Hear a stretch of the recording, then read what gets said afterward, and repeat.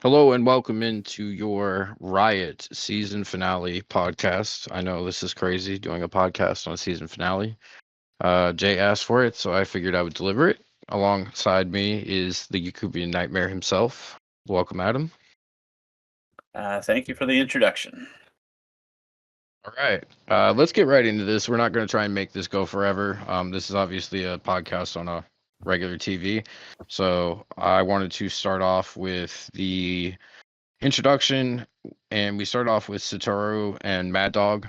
Uh, Copious amounts of cursing in this. Jay was very angry about that. He wants to string Coco up over that, and I can understand that. The segment is nice to get a rookie involved. I'm interested to see what Mad Dog has for Satoru, and really like where Mad Dog is going with his character after like having this like face moment at anniversary, or I'm sorry, a clash, and just kind of not turning face. So, what do you think about this, Adam? Well, I mean, the reason Jay's guys doing this is because it's a kind of a crazy show, and I mean, the character, this samurai is just completely crazy. There's a lot of things that I think people were talking about. I don't do the voice anymore, the VPs, or I try to not do them as much anymore. But as I'm watching Discord, I hear Jay kind of talk in the background. Like I know that people are commenting on, his appearance, the tattoos. Tattoos definitely got to be faded, and just the overall get up and stuff. Um, not the first person that's walked in the OCW that's looked just ridiculous, and it's not gonna be the last person either. Like people are trying to be creative, and perception of what you think is really cool versus how people are going to perceive it. Usually, don't always mix that well when you first come in. So, in terms of the segment, like it's hard for me to kind of get past the characters' um, aesthetics overall. Like I'm looking at them thinking, okay, this is someone who's coming in trying to figure out who they're going to be, what they're going to be like, and stuff, and that's going to take a while. So what he's doing in this isn't necessarily what he'll be doing in 2-3 weeks, or well, obviously we're not going to be around, but when we come back as well, it could be wildly different. So I'm not gonna judge too much in terms of expectations for the future. If you understand what I'm trying to get to. I do. I do. I completely understand the look thing coming in as a rookie. I know you weren't here, but Bash had quite the look when I first started, so we'll leave Yeah, it I at heard. that. I heard you looked like Mario or something Yeah, like that's that. what people tell me. So the attire was something else too. I don't even get me started. That's not what we're here for. Uh, so that was Satoru and Mad Dog, and then we had the Crimson Sentinel in his courts, who made an appearance very quickly. I mean, I'm not going to talk too much about the court stuff because it's going to come up a bunch. So I will say that this is interesting for red courts, and we'll get down to this a little bit more later. Now, as far as the next thing, we actually have a written segment that came in from Jackson Montgomery, him coming in and talking to Jim Black. So he kind of hypes his match when it comes to dealing with Eddie Ramos and the match that they're going to have later in the evening. I think it's a nice little piece to kind of get Jack Mo back in the fire here, and show his funny part about like the air fryer at bingo night, and just kind of his rapport with Jim Black, even if he's been away for so long. I really find the Jack Mo character to be extremely intriguing. He's a different type of character than we have in OCW. I'm a big mark for like guys who have bigger body types and like aren't just like ripped as could be. You know what I mean? Like I think that it looks really cool. So I want to see more from Jack Mo. I don't love the executive order name, and stuff like that they came up with, but we'll have to see about that, as time goes on. But it was a nice written segment and reintroduces Jack Mo. All right, so what do we got here, Adam? Well, I don't know how many people are familiar with Montgomery in terms of who he was. Jackson Montgomery is a former Turmoil champion. He came in sometime either late 2015 or early 2016, and he was somebody that came in pretty close to the time that I came in as well. So he's back when Turmoil was first like getting its feet underneath it. He was one of the people alongside of myself and Cass who were trying to figure out where the hierarchy of everything was going to be.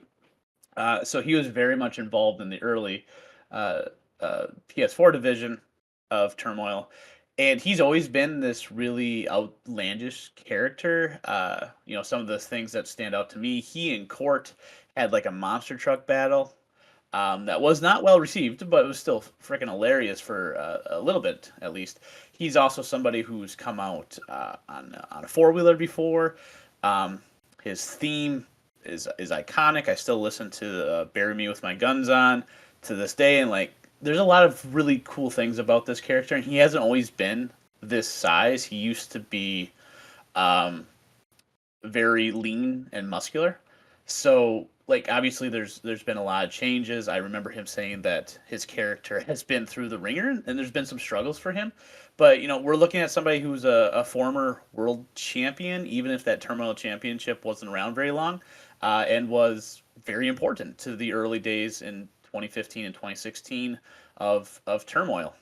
So I'm not a fan of the executive order as well. Definitely not the best name choice, but the name is relatively inconsequential to the future, I would say. I agree with you there, Adam. I think that nice little segment overall, and I want to see more of Jackmo. Now we move on to Satoru's rookie debut against Moj or Dark J, really, in this situation. I will only say that, nice guy, tries hard. I gave him some pointers on some of the things like a Tron. Talked to him about the two FPR breaks, which were, I think he tried to like give back, but he didn't give it back type thing. It's okay. First match was not bad. It wasn't like rampant rule breaking. He definitely needs to work on some of the look stuff, and the entrance needs to change. I don't think the entrance fits, and it's too tied to other people when it comes to that type of stuff. But overall, he did a good job. So that's really all I'm going to say about it. Your turn. Right. I played him not long after he got here, and we were DMing, going back and forth, and I gave him some feedback. One of the things I was like, okay, your look is pretty out there.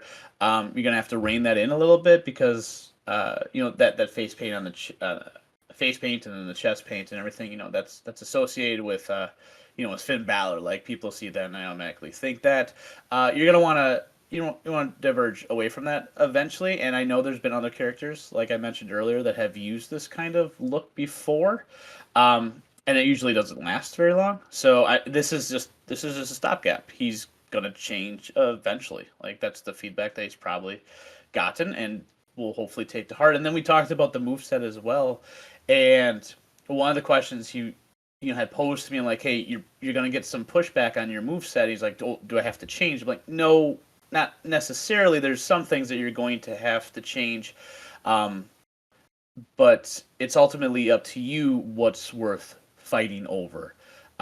Like the kip ups and stuff, I wouldn't do those, but some of the more athletic moves, like if that's the hill you want to, make your stand on, go for it. Just be consistent. Like try to think in a realistic sense, as that is, what we're essentially trying to recreate here. So that's my feedback. I remember betting on this. I was like, you always when a rookie comes in and faces an alt, it's kind of like, well, do you want to give them full out, full gear?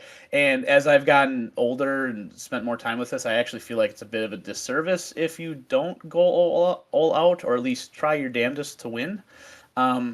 So I put money on you. I was pretty confident that you were going to walk out of this match victorious. No, it's his first match. I'm not gonna like let him think that he's something that he's not, and that's no disrespect. Like, I had to get my ass kicked when I first started this whole entire thing too, and learn. And it was a tough road for me to get better. So, people need to have a realistic expectation when they're coming into this type of stuff. But the next segment we have is Devin Flash running into John Carter. These two have a way with talking to each other. I thought it was a really good segment overall. Back and forth barbs. The whole like retcon going back was interesting in terms of the wrestling club stuff. And I think that Devin Flash has kind of got himself out there a little bit, and he's going to start making a name for himself as a singles, after his tag team run. And it may have not gone well for him, against C-Note at the Clash, but I think that moving forward, Devin Flash is a name that you're going to see kind of start to skyrocket. And John Carter is finally kind of doing the face thing very well, but he ethered him really good at the end with that line. I forget what the line is. I'd have to I got look, it. but I got it. I oh, got it. You should search for the real Flash. Someone seems to have left a coward and a snitch in his place. That was a good burn. I I was laughing. absolutely. Jay was Me too. laughing. Yeah. So I agree with you on Devin Flash. Characters come a long ways. Movesets, maybe not moveset, but the ethic portion within the ring, like you can count on having a respectable match with Flash. Uh, and when you get to that point, a lot of things start to fall in place for you. I don't know if I necessarily agree with you on the whole John Carter is doing the face thing better.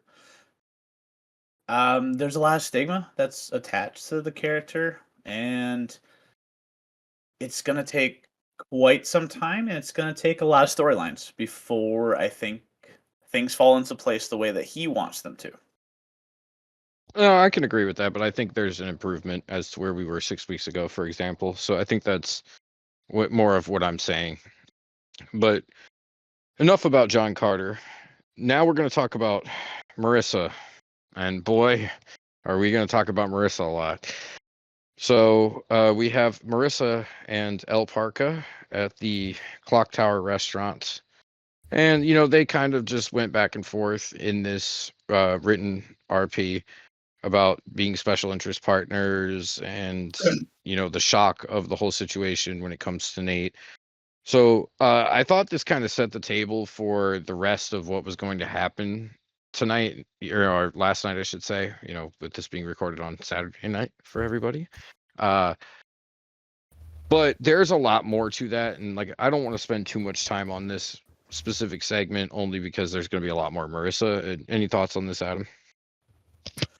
Not too much. Like Parka has doubled down. Like he's doubled down on he's going to be a scumbag.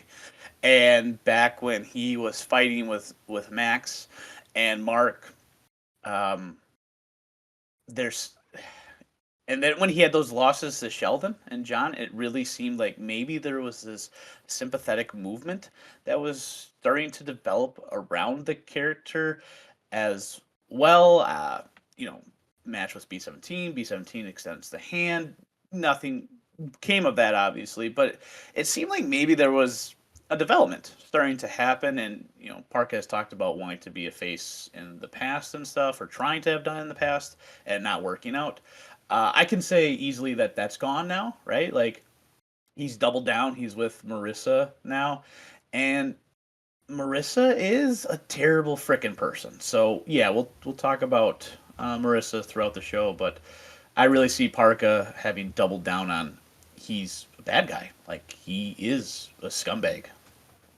Absolutely. That takes us to the rookie three-way between Jacob Hawk, Goddrifter, and the Mantis. Uh, these guys, first thing, I appreciate Hawk having a Tron. The other two, I mean, Drifter's a rookie. Mantis, we need to get a Tron, my friend. So that's the first thing I'll say about it. The match itself, it was, it was a pretty good match for being a triple threat back and forth. Nothing really stood out to me. I think Jacob Hawk kind of stands out in terms of him being above, these guys in terms of his skills right now. It's probably because, the handler's been here before. Jacob Hawk definitely looks like he is like Horse's illegitimate child, so I might have to burn him at some point. I don't know. But it was a nice match. These guys are learning. And I thought complimentary wise, it was a good booking putting these three together, just because it kind of evened out everything in it and it produced something pretty decent. So good job to these guys. And what do you think, Adam? Um, Hawk was so far above anybody else in this match in terms of skill.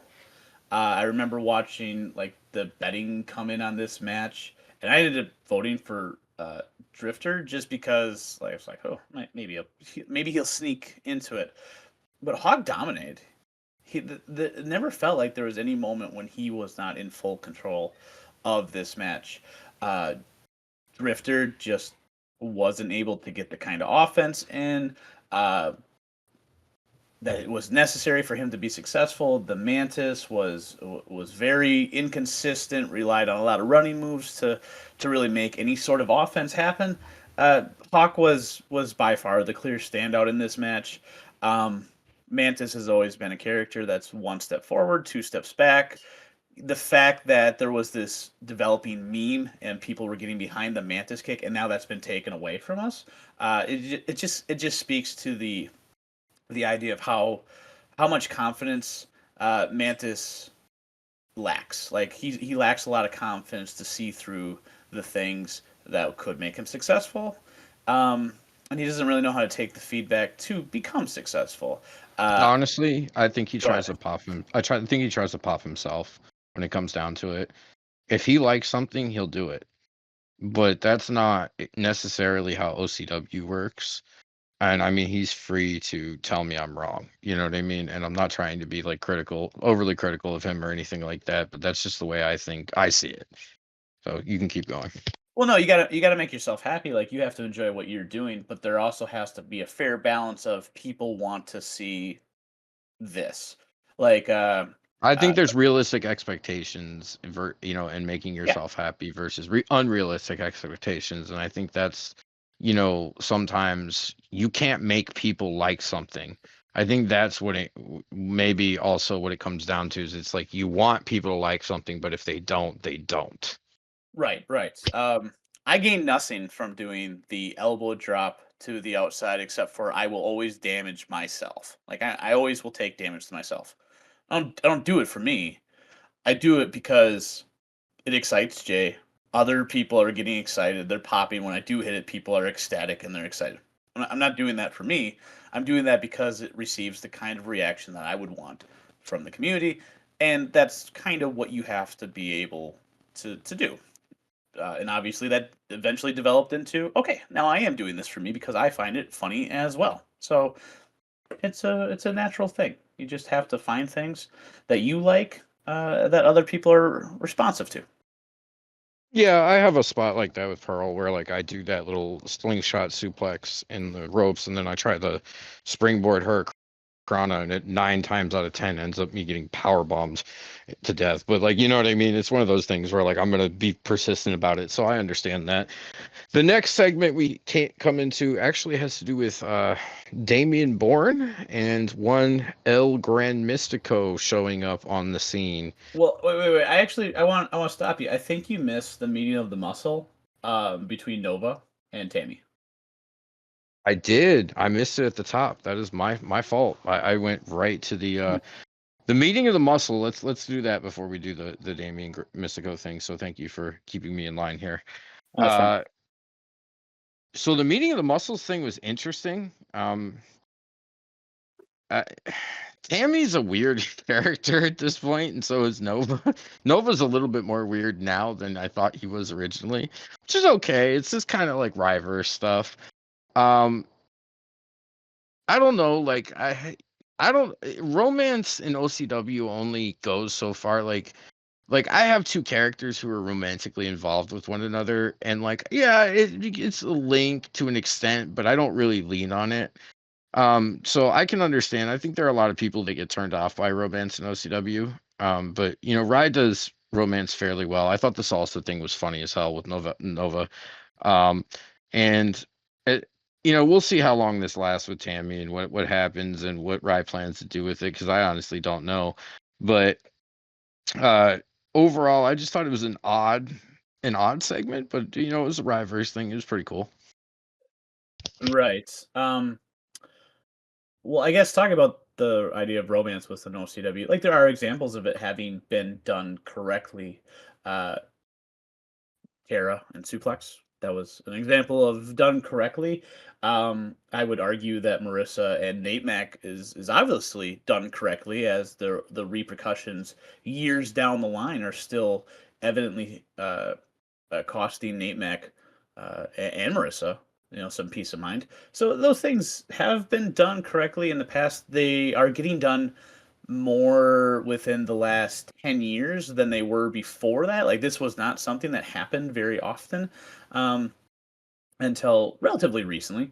So I don't think I've been involved in any sort of direct like romance per se, but there's always been like the sneaky implications or flirtatious things in the background. But I'm not going to comment upon somebody's choice to do that because I have seen it done right, and then I guess we've seen it done wrong on a few occasions, but not by Rye.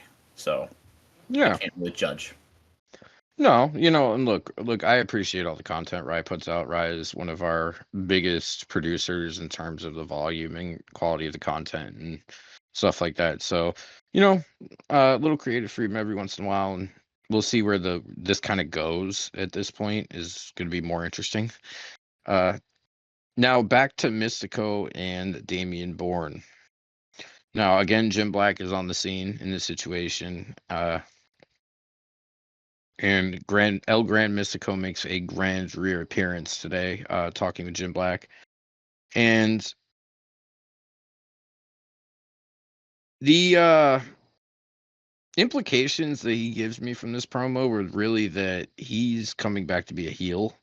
Obviously, talking to Damian Bourne, Bourne has shown himself in his writing and some of the video stuff we've seen to be, a heel as well. So it seems like these two are aligning. Young adult click, baby click, whatever you want to call them, are starting to kind of reconnect, if you will. We'll see where this leaves Mystico, obviously, as we're right at the end of the season, and this is his first appearance, and I'm not sure what his 2K25 prospects are, but we'll go from there. What do you think, Adam? I'm going to implore them to, if they do work together, make it short and then branch off and start working with different people. Get out there, try to work with different people. Try to work with different. I'm regardless of how we look at this, there are clicks. There are clicks in OCW, and Paul Pugh is one of the people who has said OCW works best when you're working amongst everybody, when you're interacting with everybody, when you're trying to be involved with everybody. Um, and that was the downfall in many ways of the Baby Click before. Like, not all of them would branch off and go try different things. They would stay really close to each other, storyline wise, and they never got a chance to see many of the different avenues that OCW can allow you to have. That's not to say that they didn't do it at all, but just for the majority of their time here, they stayed relatively close knit, and that's a mistake. Like, get out there, interact with different ideas, different perspectives. You're going to be challenged on ideas, and that's good. These are all good things. So, the segment that happens, cool, awesome. Welcome back. I'm glad that you're back. I really am happy that they're back. I always had good interactions with them, except for when Damien broke FPR that one time on me. But other than that, make sure that you guys don't fall into the trap of always working with each other, and you guys are going to be fine then. So, pretty simple, pretty straightforward. Yeah. So Marissa and John Carter reunite. This one was just barbs back and forth about how John Carter's a little bit more of a man than Nate Mac is, and he needs to beat him. That type of thing. So that was my real synopsis on this. Is more Marissa's thing. Marissa's an interesting character. I don't know. She's another one who kind of like just doubled down, in terms of what she's doing.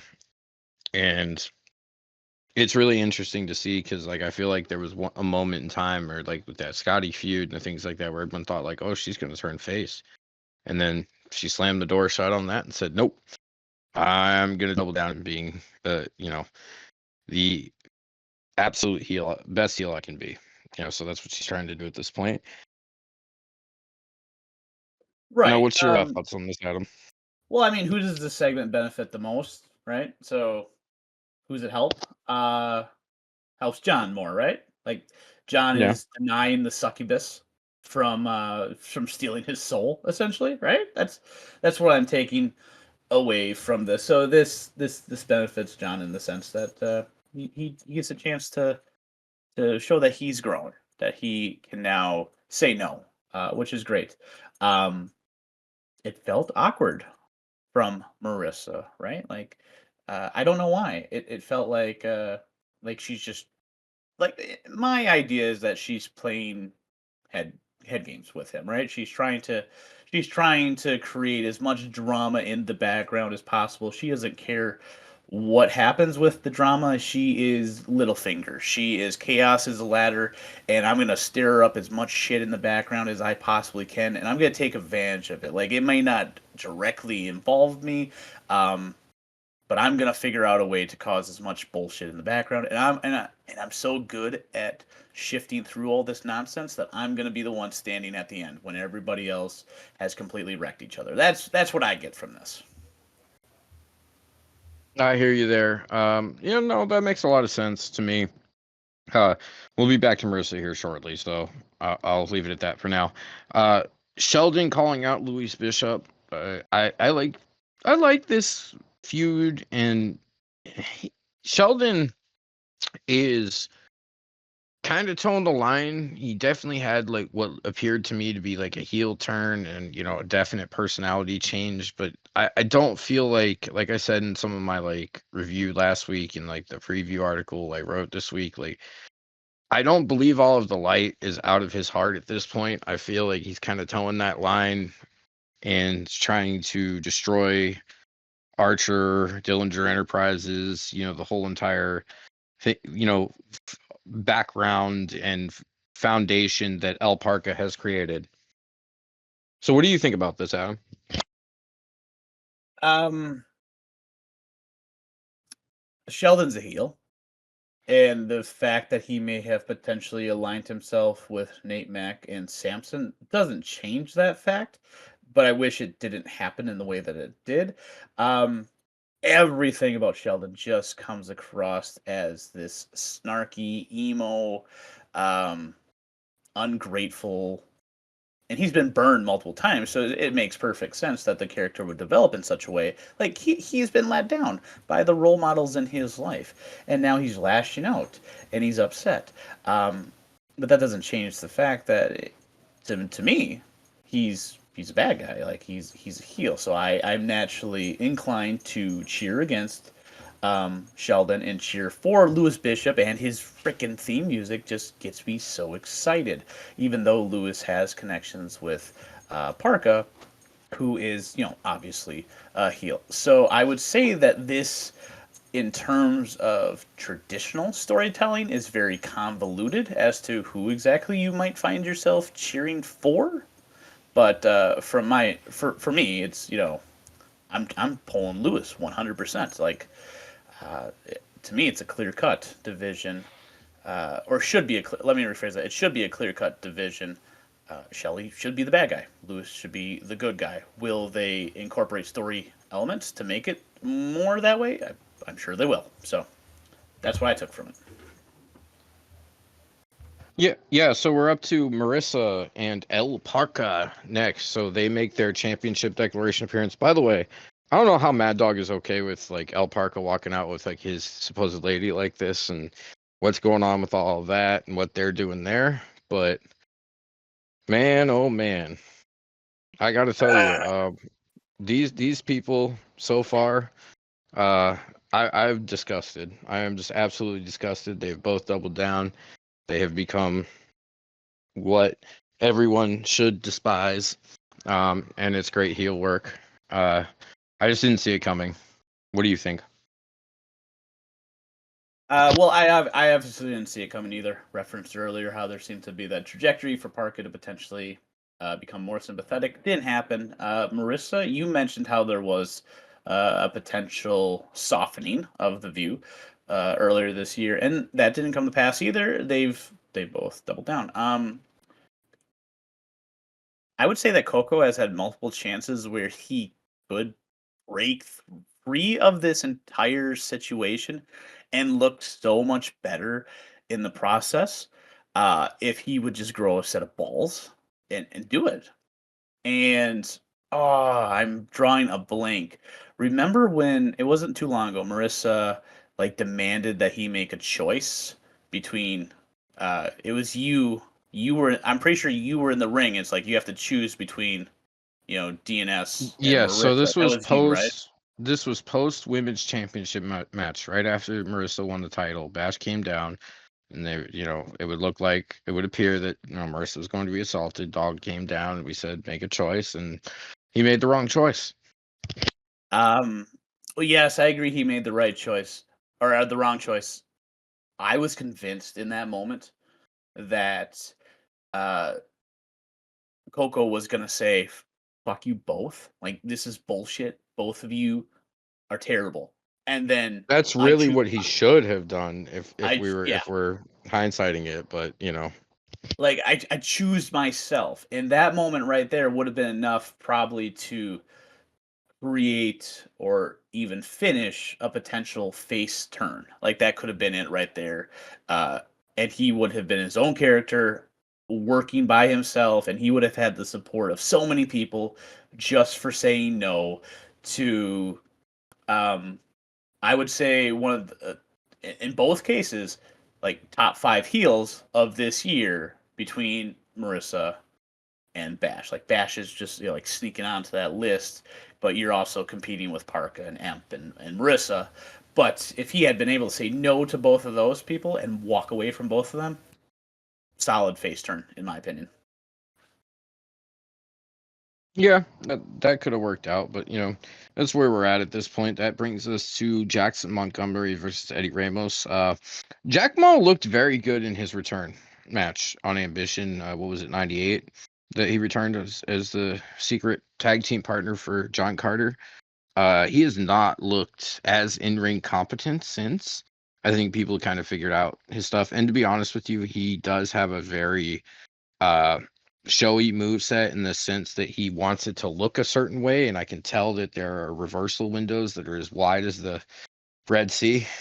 You know what I mean?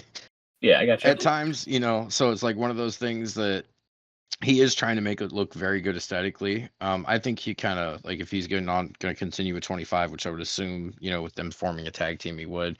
That he'll kind of figure that stuff out. But working with Eddie early on, I want to say that he's definitely improved in terms of what he's done and can do in the ring. Uh, he is a pretty easy out early on in his rookie year, and he's turned it around. Obviously winning the tag team titles with Gabe and the whole UE thing, and now he's starting to put it together in the ring. So, good stuff on him, and I'm happy for him that he's really kind of finding his footing in OCW and getting it going. So it was a good win for him. An impressive showing. And what do you got on this, Adam? Well, Jackson Montgomery could lose every match for the next 3 months. It doesn't matter. There's so many kayfabe elements that you could talk about. Like, he's been gone for years. He obviously looks really rough. It's going to take a long time for him to get back into ring shape. OCW has evolved a great deal since he was last a prominent character. So he can lose nonstop, and he's gonna be still booked. Like as long as he's doing stuff, he's gonna be involved, and nobody's gonna think less of him because he's losing these matches. It takes a while, and I can testify to that. It takes a long freaking time to get up to speed in OCW. Uh, at least it did for me. Like you know, the way that people fight is different. The controls are wildly different than the game that he played in. Because you got to remember he was in the reversal management time. Yeah, not to cut you off here, but I think I'm just stating more from the way he looked from his first match versus like the way he's looked in the last like two, right? Right. So, that's all I was saying because I was surprised he looked so competent. Early, like, oh man, he's like he got it, he picked it up. So I don't know. I just thought it was just a stark contrast, and that was more of what I was pointing out. I understand it takes forever, but man, I was terrible when I first started doing this. Awful, Yeah. in terms of the way I played. So I completely understand that part of it. So you can keep going. No, he's gonna be fine. And Eddie has been, a solid rookie. There's not much to say. He's done his job. He's done good. He's done good things. So he's gonna keep doing what he's doing. and Montgomery's going to keep doing what he's doing, and both of them are going to improve. And this is going to be a match that ultimately has very little bearing on the future of either one of them, I would say. So, Well said. Well said.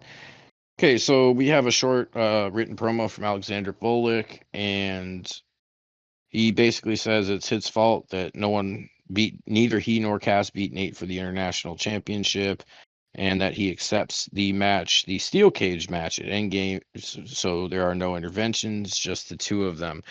I mean, these two have been on a crash course for a while. I know that they tried to feud earlier in the year. I think it was trying to get on like Summerside or something like that, and it didn't happen. And then obviously they were in the triple threat at Clash. So I this has been a long time coming. And if you remember the first match was inconclusive because DNS came down and just massacred Cassie Hayes during the match, right? So it just didn't end, in the way that Bolick would have wanted it to end. So now they get their opportunity. Supposedly no DNS involved. I can't say if either way, obviously, but we'll see what these guys got. And what do you got on this? well, not much. I mean, the segment is short, and there's not really much to take away from it outside of that. There's going to be a match taking place. The idea that it's going to be a long build, and it's happening at the end of the season, and both characters, I would imagine, they go their separate ways after this. So I'm looking forward to the match. I think it's going to be a good match, steel cage match. Cass is fantastic at stipulation matches. He might be. Fuck, I can't believe I'm saying this. Cass might be the best stipulation match worker in OCW history. He's that fucking good at Wow. adapting to Oof. situations. He really is. He's fantastic at adapting to new situations. So, uh, yeah. Go ahead. Well, we'll have to see. We'll have to see. We have Quartz burns down history. I thought this was interesting, painting a picture and a narrative. What I've liked about what Quartz has done during this entire thing is he's painted this narrative against B17, who's generally received as a very good guy, to the fans and to the crowd, to our audience, and now all of a sudden he is painting these lines that have been crossed, these rules that have just been stricken for what he calls B17's glory and his personal business and all of that different stuff. So I found, him criticizing B17 for not defending OCW's honor to be interesting, very, very interesting as well. So Right. I'm not going to talk on the storyline elements that he and I are working on, but I am going to say this. Like, uh, if you look at the image that goes along with the on YouTube, if you look at the characters in the background, I want to point out why Quartz is such a son of a bitch, such a horrible fucking human in this regards.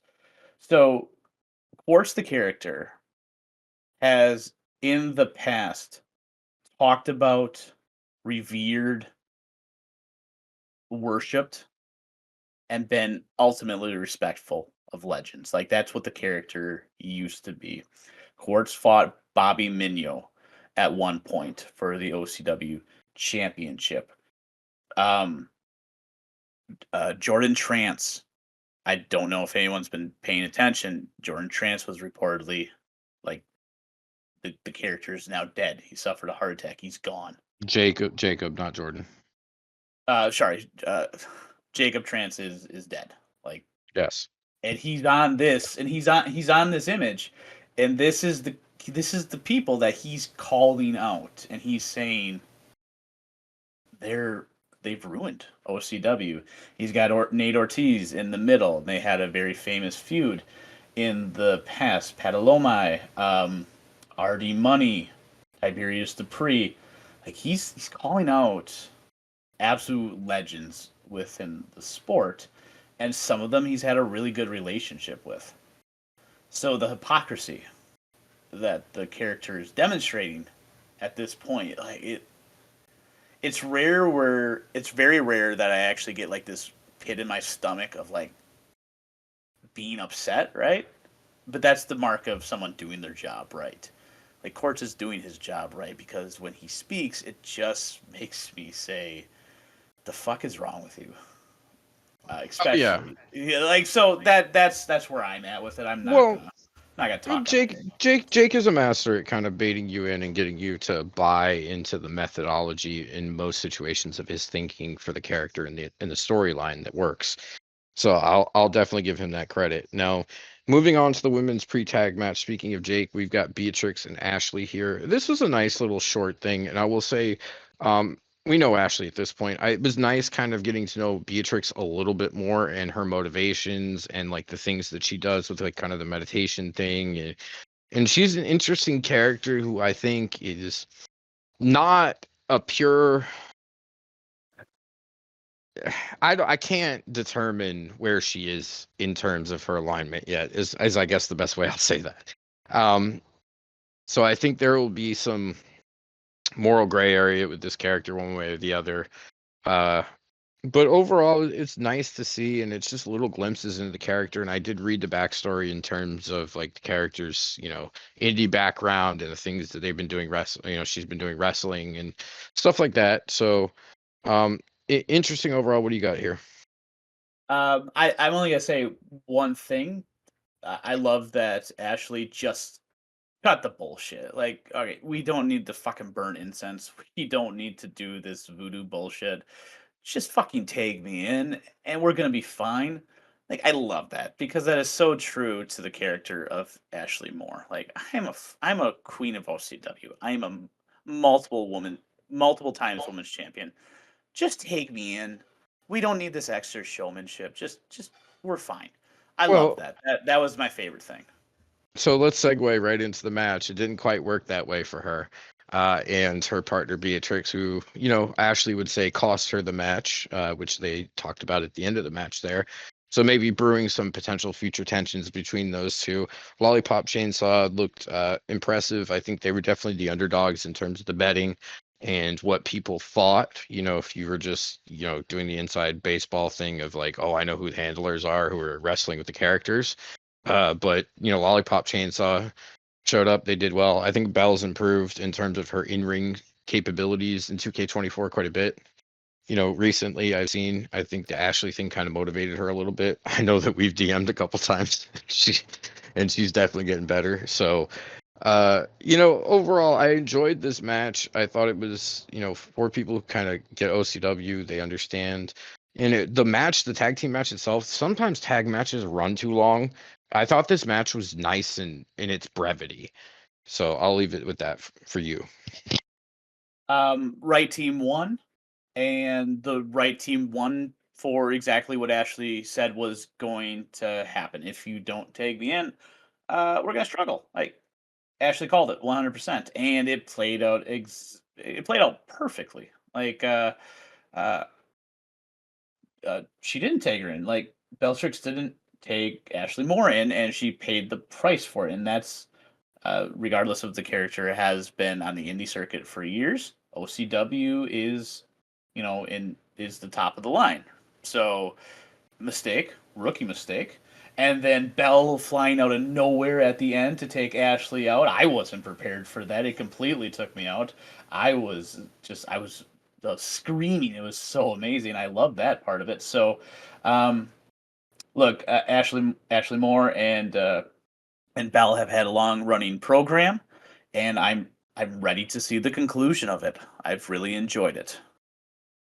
I am ready to see the conclusion as well. And I'm glad that they kind of kept it going after Belle lost the match to Ashley because it was kind of in convincing fashion, and she kind of went up to her and she's gotten her up a little bit, getting that comeuppance because Ashley really started this kind of dominating, which I'm kind of familiar with because I've done a lot of that stuff as like a heel where like keep getting one over, and then eventually the babyface makes claws their way back in, right? And they get there one or two, and you have the match. And I understand that part of it. I think, like I said, they're on a crash course for one more singles match. I'd love to see Belle win the match, just because I think it would raise her profile and her stock. It's not that Belle puts on great matches. I enjoy, wrestling her and the whole entire thing. It's very, very, very good stuff, and just overall, FloJo as well. I do enjoy wrestling FloJo as well. When we've done DMs and stuff like that. So they're just fun people to play with, honestly, when it comes down to it. So moving on to the next segment, we have Christine and the Machine, and looks like they pulled that thing out of like the DNS server farm 2.0 that is nearly completed construction, and they put some yellow on it, and it went to work. So it's a pretty interesting little thing. Christine got beat up a little bit, and I think it's just trying to show the bumps and bruises that she's going to have to take in order to even come close to competing with Dragana Caesar for the Women's Pride Championship. As it Right. appears.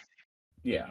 Anybody who Yeah, works go. with Dragana looks a lot better in the long run. Like Junko looked fantastic having worked with Dragana, and there's a long list of people that have benefited from that.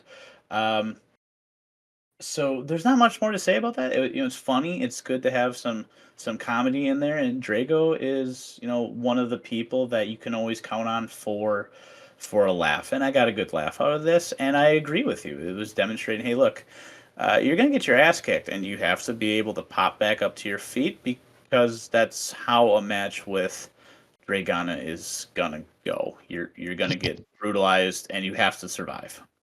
Yeah, absolutely. All right, Marissa. All right, we're both in this segment, so I'm not gonna have either of us really comment on this, because we're both in it. The women's stuff in terms of Blaine and Ashley, or Blaine, I'm sorry, Pearl, Scotty, big old Tammy Buck, and Marissa. But thank you to Rye. He did a lot of work on that, and shout out to him on all of that. So backstage with Bay. So I'll talk about this real quick. You Sure. could talk about it as well if you'd like. But I like Bay and Bay being the tag team. I think Clickbait does some interesting stuff in terms of like the gender fluidity and the ability to move between the divisions, and that makes it interesting. Bay is huge. Like every time I see him, I'm like, damn, that character is so damn big, Cass. Holy hell. Like, what are we doing here? Like, that man towers. But it's really funny to see him be like a big, goofy guy, which I think OCW honestly needs a little bit more of. We have plenty of serious people like Bash and Claudius and et cetera, all these people who are like super serious about themselves. I think we need more people who are big and not so serious about themselves. But nice segment. They go back and forth. And grabbing the beautiful tag belts and running away at the end was nice. I like the whole stealing thing. So good stuff. Righto. Not much to say. These characters exist to have fun. That's why they were created, and we're happy that people have responded to them. So and I actually agree with you. I think Click probably works better as the leader, as the Adam Cole, and then you have your minions kind of running around and doing the bidding for you. But in this case, yeah, I had fun writing this, and we'll see what happens next. All right, we have old wounds. We have Marissa Welch's ex, John Carter, and her ex-husband, Iceman Nate Mack. So, first thing, I want to give Nate his flowers. When I came into OCW, skill-wise, I think Nate probably was fairly lacking. And the commitment that Nate has made to playing the game and getting better at the game is evident in his matches. So I want to say that. I mean, John puts on pretty good matches all the time. These guys put on a one of the better matches of the card, I believe, and I really enjoyed it, and I don't think the result really hurt either one of them. At this point, they've both kind of established where they are on the card for me, and just it was a fun match, and I like the back and forth, and really it was funny to me that Nate started the match out like a house of fire, because that's normally like John's thing. But up back to you, Adam. It's funny because I was diving through working on projects for OCW and whatnot, and I came across this old thread where I was arguing how we needed more um, scenes, like interjections of scenes like this where you're protecting a character from the result. And as I've gotten older and spent more time in OCW, I actually have come to appreciate seeing those things less and less, and just match just rides the way it is.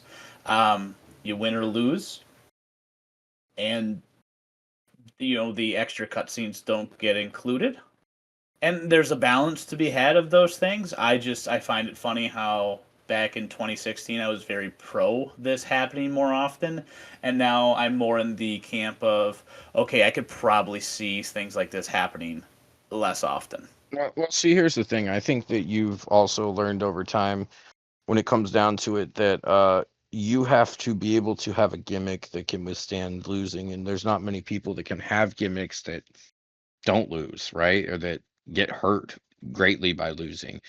So, that's also one of the biggest pieces of advice I give new people at this point. Like, don't come in and think that you're going to light the world on fire. As a matter of fact, you're probably going to have a hard time. Like, weather the storm. Don't come in with this, I'm this, I am the great monster. You're not a monster at all until you prove to be one.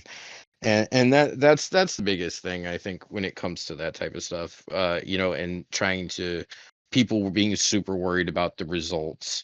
You don't have to do a lot of that stuff. And I agree. I think that people want to see the comp endings to the match, and we'll talk more about that stuff, later on.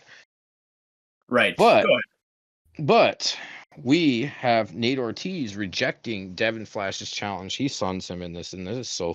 I'm sorry, it was funny as fuck. It was Uh, perfect, and he's right to do it. Like, Devin it, might be Devin might be growing and becoming a more prominent character, but no, he's not even remotely close to Nate Ortiz's star power, and he's not wrong to big time him. So this is literally the godfather of OCW right there, that you just walked up to and tried to ask a favor of disrespectfully. It's like, and look, that it fits Flash's character. Like I said, direction. I love the direction, and I think that Flash will get to Nate at some point and make him pay. But today was not that day, so it was good, short and sweet. Now, Bobby Batty gets bodied by Marissa and Tammy. Sometimes you got to necromancer your shit. You must kill them off to bring in the new. That's how it works sometimes in the Riverse. I don't know if Bobby's like, gone. I mean, I don't know that Rye has a purpose for her at this point, or she's going to be doing anything. But it just serves to strengthen the Tammy Buck, uh, mythology that is going on now. What do you think about this, Adam? well, I mean, this just connects to everything that happened tonight of selling Tammy Buck as a monster. Like, it's did its job. It sold what Tammy is and how powerful and how Marissa will use this character for her own ends. So, in that regards, it was a mission accomplished.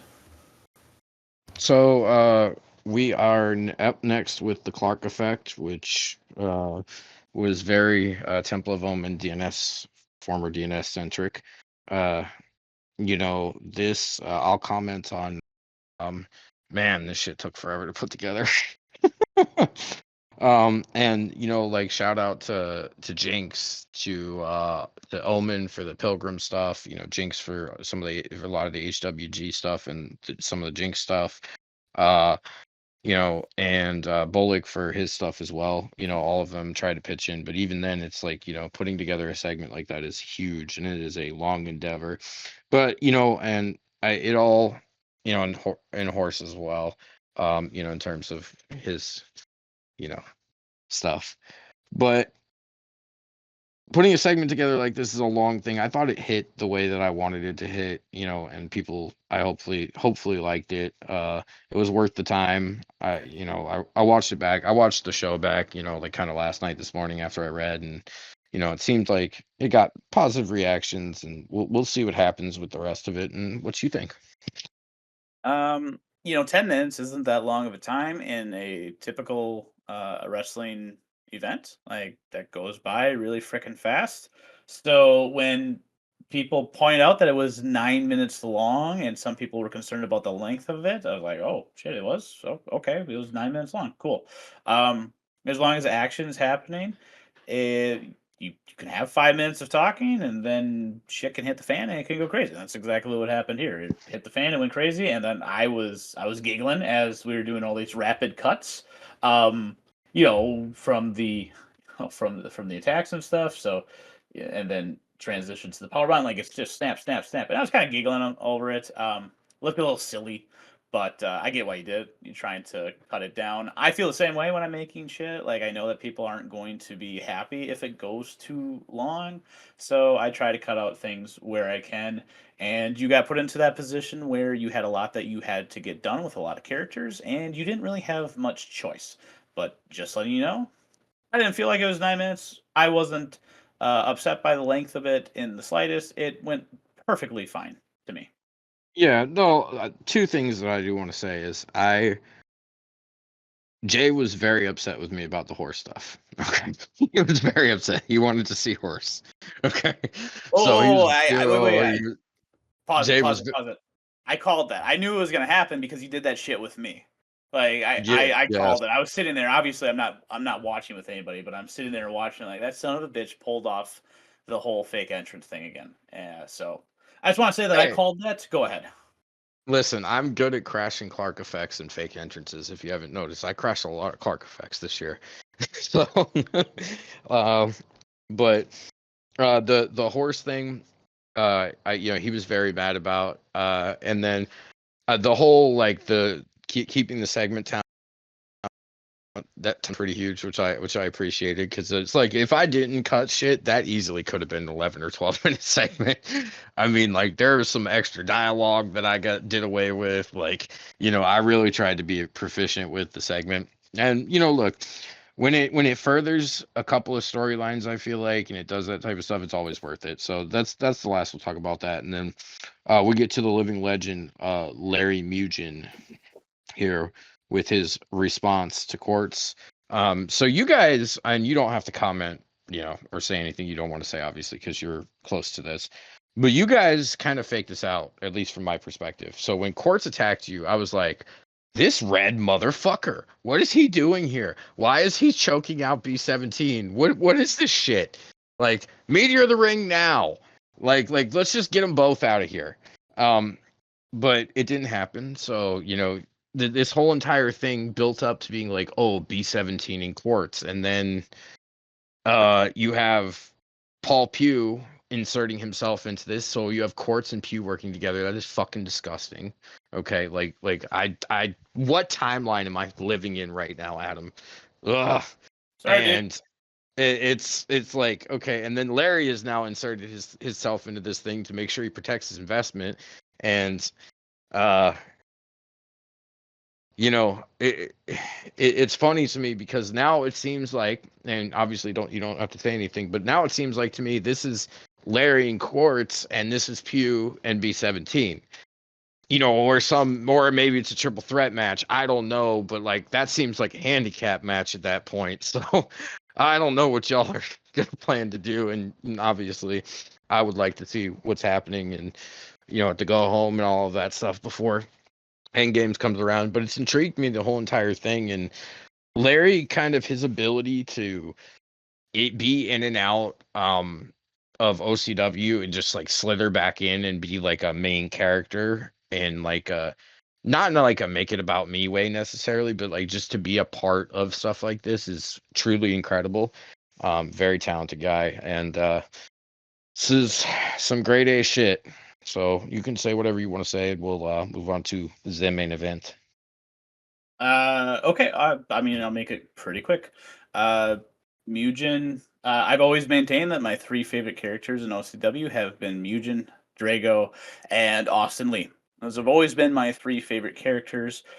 Two of them are still around. One of them is actively competing. Mugen is a person that Bingo has worked with regularly since 2015.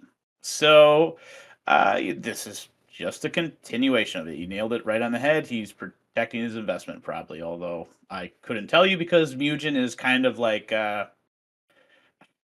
he's beyond comprehension as to what the hell his bullshit is up to. And that's probably why I like the characters so much. I like to Yeah, think that Mugen is like halfway between Spider and normal, if that makes right. sense. He Like is. okay, He's okay, he's fucking insane. He's crazy. And but like I said, he's been one of my favorite characters since the first frickin' day that I was here. So yeah, that's all I really can say in regards to that. nice. All right,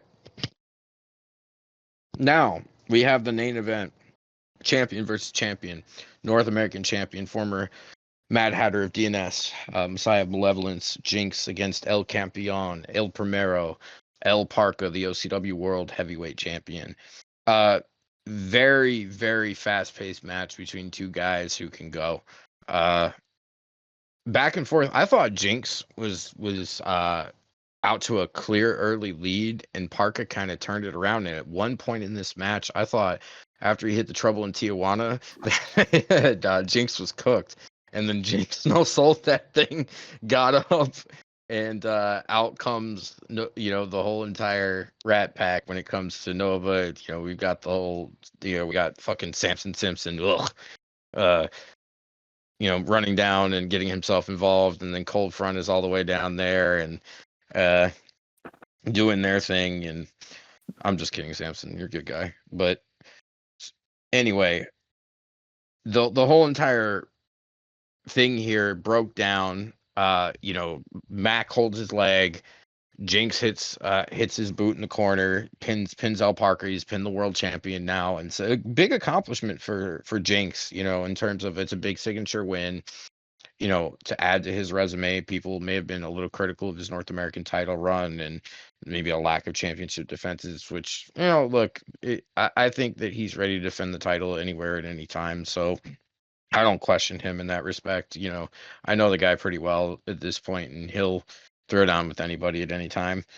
And as far as the post match, these guys went after one another. It turned into an absolute fracas in the ring, and Jinx just kind of left while El Parca, Nova, and Cold Front were all out there fighting. And then we head to the back, and I just Omen shows up and just beats the absolute ever loving dog shit out of Jinx and throws him into a car and makes his intentions, I think fairly well known about what he's after and why he's after him. So, obviously they have a little bit of history from Jinx and his attack, the sneak attack, preemptive strike, if you will. And we're going to let that play out. And, obviously we'll see what they cook up for the go home show. And look, I just enjoyed that. The main event was really good. It was, I wanted to see this El Parker versus Jinx match. I enjoyed the match, thought it was very competitive, one of the best of the night. And what do you got on this, Adam? Yeah, no, I really enjoyed the main event. I voted for it as my match of the night. I'm actually surprised that uh, that more people didn't, but you know what? That's everybody has their own opinions on it. When Parker is fighting, like let's be honest, I think he is the best person at this game, uh, bar none. Like he is the most talented person at this game. He's the best on the sticks, easily. I firmly believe that. To counter the trouble in Tijuana, you have to have balls of fucking steel because you have to wait until the last possible second. If you reverse when he goes into motion, you will be early. So you have to wait it all the way through, and that goes very much against many of the other that that Brian you have. Williams just entered a cold sweat somewhere, and he has no idea why. Yeah. Look, Parka is really fucking good, and Jinx went toe to toe with them. So Jinx is obviously really fucking good, but we knew that he was really fucking good as well. It came down to experience. Hervey hit the ropes, hit that running trouble in Tijuana, and it's a hard move to counter. And he knew exactly what he was doing, and that was the first time Jinx had probably seen it like that before, and that's how it breaks, right? But then in the end, with everything kind of getting crazy at the end, obviously Jinx no sold the fuck out of it, and then we got shenanigans at the end, and then Arca gets caught with I forget what he calls his kick in the corner. What's he call it again? That's a good question. I forget what the kick is called in He hits the corner. Haluva kick. He hits it, picks up the win. Good win for him. Doesn't hurt anybody. Obviously, no matter how it played out, it wouldn't have hurt anybody. Like, what's going to happen is going to happen at the pay-per-view. So, really enjoyed that. And then the ending where The Jinx last is doing laugh, his by the way, is the name of the move. It is the last laugh. last laugh. Okay, thanks. Thank you for Yes. that. And Mhm. then at the end of him just getting his shit kicked, um, feels appropriate. The fall of DNS is well underway, and obviously there's going to be a lot of resentful feelings, a lot of strong emotions tied up in all of that nonsense. So it only makes sense that after a breakup, these people start tearing into each other. Well, you have to burn the fields to fertilize the soil in order to build the new crop. Wow, thank you for being so poetic. That was dark. That was really fucking dark, actually. That's terrible, actually. Yeah, okay. Right. Okay. So, how do you rate the show? Oh man, actually, I'm usually a pretty hard grader, to be honest with you, in terms of like I don't rarely ever rate a show like top tier, but I thought this was a weird show, so I would put it in the 80 to 90 category, not the top one. Only the only look, the only detraction I will say is I never thought and that anyone would show up more than Bash did that one Turmoil where I like wrecked the first three matches of Turmoil, but I got my record topped by Rye and Yeah. Marissa. I was like, damn. Now I mean Marissa had a lot going on. I get it's a short build. And Rye does everything, so it does an amazing job. So like I'm not trying to be, it's just probably more less is more in this situation, and for some of this stuff. So that would be my big takeaway for that. The segments are crazy. Like I contributed to that a lot too in terms of what I did. The court stuff really helped bookend everything in terms of the show, and he was a big star of the show.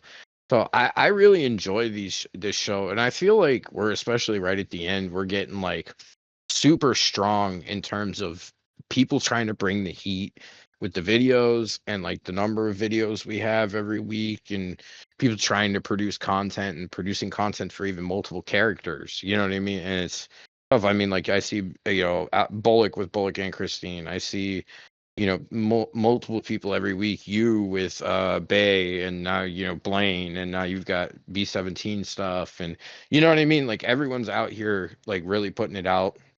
So I'm always happy to see that, and it's always nice to finish the season strong, get to our little break, and then start the season strong. So I think we're doing that, and I expect it. I'm sure the go home show is going to be even better. To be honest with you, what do you think? Um, I like simple. I'm not a chaotic person. I'm the only person that voted for this in the C range. So I'm obviously alone in my sentiments that yeah, it was an average show. Like I look at, C is average, B is above average, and A is I think I've only voted an A once or twice. Honestly, if you Hard look at Heart our and shows, Illusion. if you So look at our shows, I think they're honestly on average a B. If you were to like average out the grades and like curve the whole thing.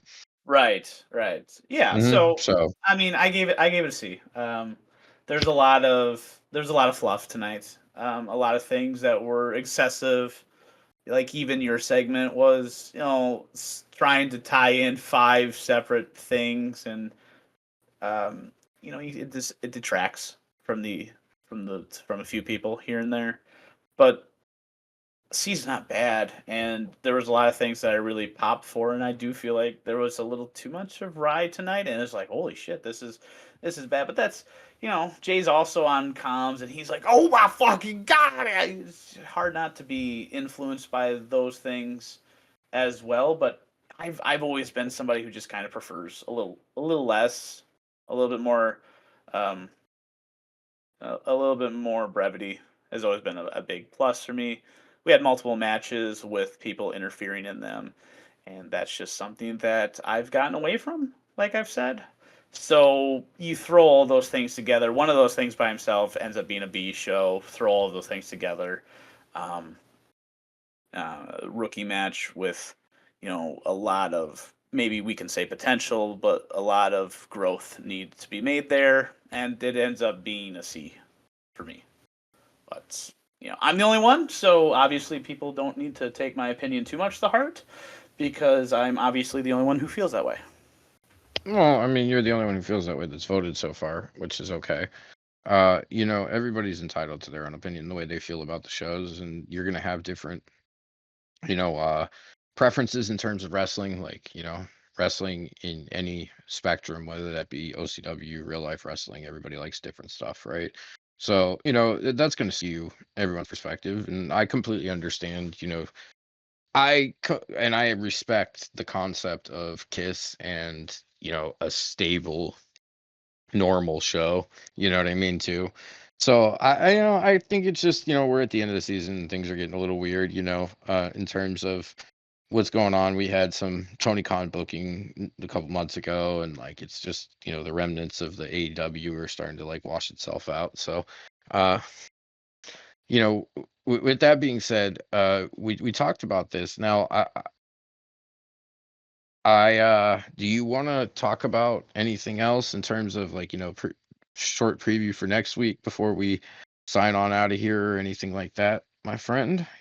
I mean, we can preview the card. Sure. Yeah. Let me go ahead and pull up the preview of the card. Try to get it done within a quick amount of time here, and move on with our lives here. So yeah, So that would be Turmoil 329. That would be End of Times. yeah. All right.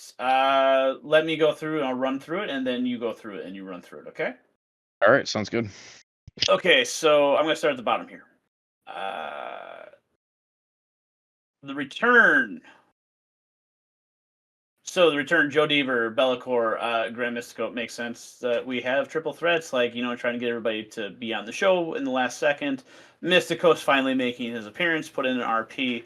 Bellacore has been presented as just this absolute beast. Joe Deaver gets a lot of flack that I don't think he necessarily deserves.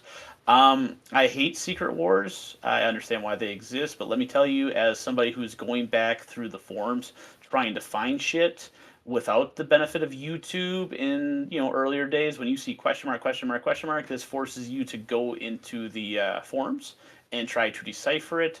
So that's more of a me thing than it actually is a valid complaint. But obviously, we know what that secret war is now. I'm really looking forward to that freaking match, like Fusion and Quartz. Beautiful. Looking forward to it. Flash versus Born. Uh, Damien Bourne's really freaking good at this game, and I haven't played Flash in a while, so I don't really know what to expect. I would probably give Damien the edge in that. Clark Effect, Executive Order. I think they got a lot to talk about. Like you said, they came out looking really good, and Jackson Montgomery's been struggling to replicate that. Pearl versus Junko. I think Junko is going to fold Pearl pretty easily. Um, Coco versus C Note. Ooh, this is this is a match that could have some major implications for the start of next year, because they're both really good handlers. Um, Obviously, C Note's a very intriguing character to me. Got a chance to fight him, so I know how good he is. I haven't played Coco in quite some time, but I do want to see Coco uh, develop a lot more from where he is. The main event. Whew, this is as I love it. I love 6-man matches. I don't necessarily know if I love Sheldon Tremblay being involved in that, but it makes sense within the confines of his story. But I love New Japan Wrestling. When I got back into wrestling back in 2015, 16, whenever I started watching again more regularly, New Japan was it, and they are obviously known for, save your stars for the for the big save your individual matchups for the big shows, and to get them onto TV with other people, throw some 6-man, uh, throw some 8-man out there, and go for it. So big fan of that kind of booking. Your turn. First of all, I'll fold you. Second of all, the return, Joe Deaver, Bellacore, El Gran Mystico. I'm going with my boy Bellacore here. I think he's got the juice now. He's learned his game pretty well. He's starting to get there. I think he will toss these two around. Secret Wars, we have Quartz versus Mugen. I'm going to go with Quartz here. I think Quartz picks up a victory against Mugen. Hard fought. These two are going to have a really good match, probably match of the night candidate, if not between that and the main event. Flash and Born. Flash is quite good. I wrestle Flash, every once in a while, actually pretty recently, and this man can go. So I'm gonna take Devin Flash, and that's not. I know Damien can go too. I just think that Devin Flash is more practiced in OCW verse at this point than Damien is, and once Damien gets there, he'll be a tough out for anyone. Now, as far as the executive order goes, I think that this is a great opportunity for John Carter again to capitalize on being a babyface and helping Jack Mo through these tough times and uplifting him and them becoming that team, which John Carter has done with the Future Idiots and kind of their rise. And I He's could see it failed with more than he's succeeded with that. no, I agree with that, but I think the more seasoned you become, the less likely you are to fail in that respect when you learn. And he seems to be learning. And plus, uh, uh look, he's a younger guy. He's growing up too. I think that he's figured out a lot of this stuff, and he'll get it. And he's got it. And I think they've got it. Now, the next thing, I'm not going to comment on my match. Now. Dog goes to the track. Coco versus C-Note. C-Note is going to run him up and down the ring. Up and down. And treat him like Alparca does. So that's what's going to happen there. Have fun with that, Coco. Now, oh man, I'm so mean. I love you, dog. Anyway, You can't even stick to your guns. You're such a bitch. yeah. Yeah, fuck you. Fuck you. I'm a nice guy at heart, and stick to my guns. I'm gonna fold you. You just wait. You've had your chances. Move on. Fucking go. Oh, Sheldon. I did last time. We're gonna have this argument on the podcast. I did last time. So Oh okay. yeah, undefeated 5 versus 5. No, 4 versus 4. Yes, I don't even fucking yes. know anymore. I am undefeated in 4 versus 4 against you. I can hold that There's that. against you. There we go. Yes, Spider Logic 101 Bash there we go. embraces Spider Logic. All right, main event. Yeah.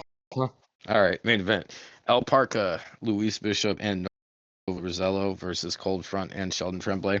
Like I said, interesting pairing. I think Sheldon hasn't lost all the light in his heart. This match, I think this again. I got Cold Front and Sheldon winning. I think that they've got these guys on the back foot recently, and it's going to continue. And I don't know if the foundation around El Parca is starting to become shaky, especially with his relationship with Marissa now. So we'll have to see how that influences it. Which Max in the match, so I feel like there's almost 100% chance that she's going to be involved in this match in some way, shape, or form. So I'm just going to throw that out there in the prediction as well. Dude, I have a huge swerve. Before you close this, I'm calling this right now. I'm calling this in the main event. All right. All right. You ready for that? Here's what's gonna happen. All right, man. Okay. Sheldon's gonna turn on Cold Front. He's gonna join Parka. Ooh. He's gonna he's gonna fucking do it. Yes, he is. I'm calling it right now. He is gonna turn on Cold Front. He's gonna turn on Nate Mack. He's gonna fucking blood and wine him. So you think that?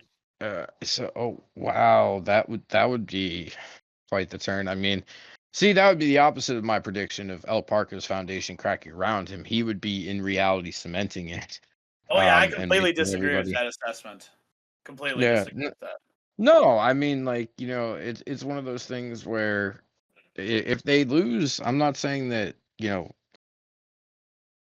that it's a terrible, terrible thing and they can't recover from it. It just seems like, back to back weeks or 2 out of 3 weeks, I'm sorry, main event, cold front, they've kind of got their number at that point. So, but I guess, maybe it's a tad dramatic in terms of the way that I said it, but I get where you're going with it. So that could be a very interesting swerve. I At what point does Louis Bishop kind of like jump ship or make some type of major move in this that because his involvement's there. So that's also a big question for me. Like the Bishop chess piece is like the most interesting one in this whole entire operation to me. So like that's really what I'm looking at and seeing what's going to happen there as well, if anything comes of it from this match specifically, or if we're riding into end games and to the next season. So All right. Well, we'll see what happens. absolutely. All right, we calling it out. We done? I think so. Well, thank you everyone for joining us. This has been a review of our Riot 635, kind of a little bit of a preview of Turmoil 329. And this is Jim along with Adam. We appreciate you for listening. Bye. Take care, guys. Bye.